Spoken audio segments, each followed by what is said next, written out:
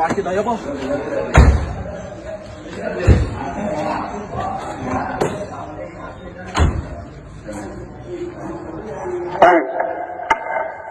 السلام عليكم.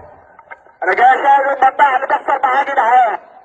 ماشي بدون ذكر اسماء كده. سماح بنت الحاج شهاب اللي قاعده في الرابع النهارده كانت بتتابع وكانت ماشيه معايا 4 سنين في الغردقه مصاريف ولبس ودباديب وحاجات بتطير وقالت لي عايزه عربيه اهي بطول السنه اهي يا جدعان. العربيه اهي يا جدعان. العربيه اهي يا شهاب انت بتسمع مش هسيبك يا سماح. قال لي يا دكتور يا راجل اقرا انت يا راجل يا اقرا. ايه يا ام سماح؟ ده كفايه ريحه بنتك يا ام سماح. كفايه ريحه بنتك.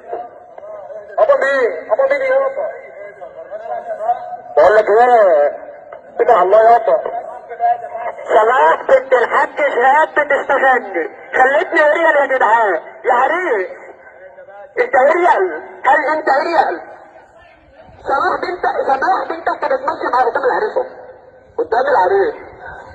كانت انتجه بسكوتك يا سماح.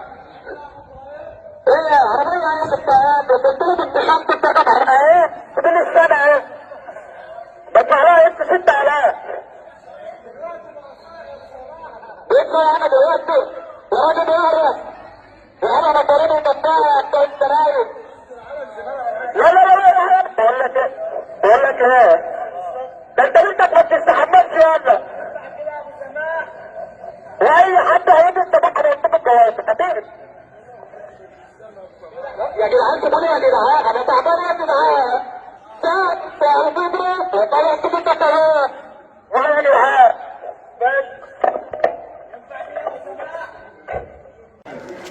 اي حد هيجي السماح هبوظ لكم الجواز. خلاص يا صاحبي. في 160 جنيه يا ابو سماح. 160 جنيه مش هسيبه. خلاص يا ابو سماح. احلى مسا عليك يا ابو سماح. خلاص يا ابو سماح. 160 جنيه علم يا وسخه. خلاص يا باشا خلاص.